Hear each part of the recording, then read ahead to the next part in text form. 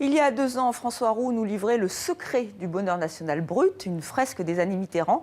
Le voilà de retour avec un nouveau roman, une nouvelle chronique de la société française. Tout ce dont on rêvait sort le 5 janvier dans toutes les bonnes librairies. Bonsoir François Roux, puisqu'on vous retrouve en direct de New York. New York, vous vivez désormais. Merci d'être avec nous. Alors, ce roman est ancré dans notre époque. D'ailleurs, la photo sur la couverture a été prise lors du recueillement après les attentats de Paris en novembre 2015. Est-ce que vous vous sentez le chroniqueur de la société d'aujourd'hui? Non, j'ai pas cette prétention-là.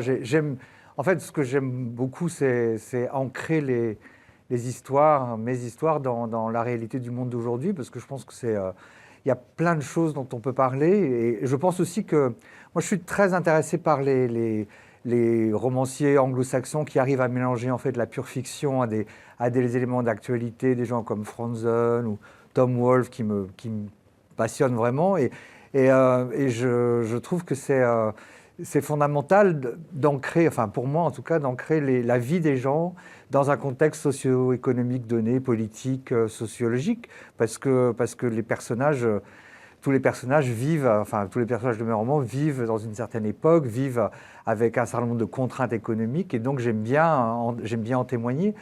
Et là, par exemple, j'ai témoigné du chômage parce que je pense que on ne parle pas souvent des effets, disons, psychologiques du chômage. On parle de l'aspect économique, de l'avoir, en fait.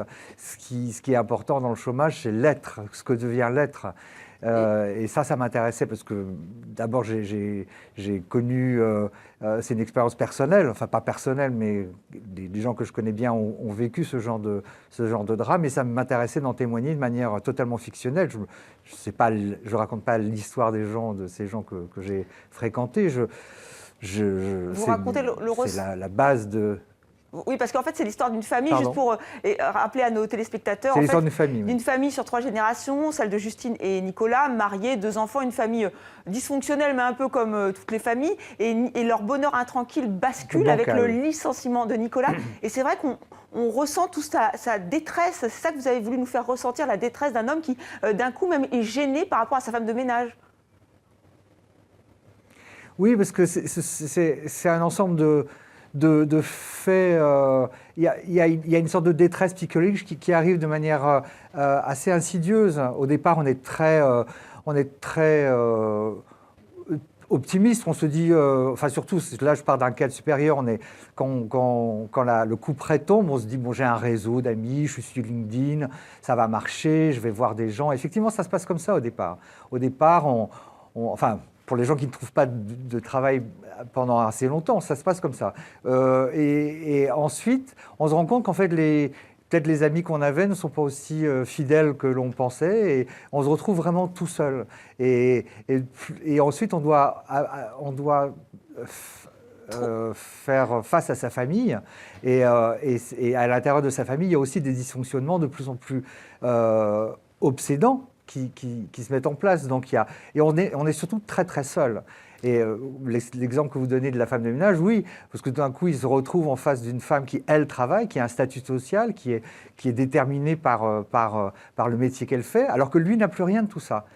Il est, le seul nom qu'on peut lui donner, c'est chômeur, alors qu'elle est femme de ménage, elle a un salaire, qui d'ailleurs, il lui verse un salaire, ce qui est l'ironie de la chose. Justement, François Roux, vous dites il est chômeur, mais alors il y a un passage, c'est mon passage préféré, c'est sur le coaching, en fait, le poids des mots, Nicolas. Là, je vous cite, vous n'êtes pas en recherche d'emploi, vous êtes en repositionnement professionnel, vous êtes un candidat, vous n'êtes plus un chômeur, vous êtes un candidat. On sent vraiment qu'il y a vous vous moquez un peu de cette société qui est totalement en train de perdre ses repères et qui s'accroche à des mots totalement vains. Bah, c'est des histoires de représentation. C'est ce genre de, ce que j'appelle des arrière-cuisines RH, qui peuvent marcher d'ailleurs, en fait, qui offrent un soutien psychologique, ce qu'on appelle les bureaux d'outplacement, qui récupèrent les cadres supérieurs et qui essaient de leur donner des armes, en fait, pour retrouver un travail. Oui, après c'est un roman, donc j'ai pas voulu. Je trouvais ça assez intéressant de me moquer un peu de ce genre de système, parce que c'est un système où on force les gens à être optimistes, on leur assigne, enfin on leur fait bannir certains mots comme chômage, qui est un mot absolument à prescrire, et on dit plus vous êtes chômeur, vous êtes candidat à un poste effectivement qui pourrait venir, et vous êtes en repositionnement professionnel. Enfin voilà, il y a tout ce genre de sémantique qui est utilisée pour cacher l'horreur de la situation en fait. Et alors aujourd'hui, vous êtes aux États-Unis, à New York.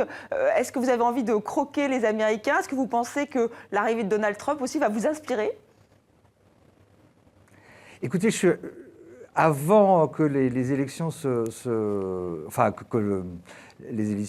avant le 8 novembre, en fait, j'étais déjà sur une idée de roman qui se passerait aux États-Unis, en fait, dans le Dakota du Nord, où j'étais allé d'ailleurs juste avant les élections. Je suis allé en octobre. Et c'est un pays qui est très, très pro-républicain et très pro-Trump. Et oui, alors ça ne va pas m'inspirer directement, mais bien sûr, en plus, je vais parler d'énergie, je vais parler de gaz de schiste, parce qu'il y a des choses là-bas qui se passent qui sont absolument terribles. Et la politique de Trump ne va certainement pas... arranger tout ça peut-être. Non. Merci. Non. Merci beaucoup François Roux. En attendant donc, ce troisième roman, eh bien, vous pouvez lire Tout ce dont on rêvait. C'est aux éditions Albin Michel.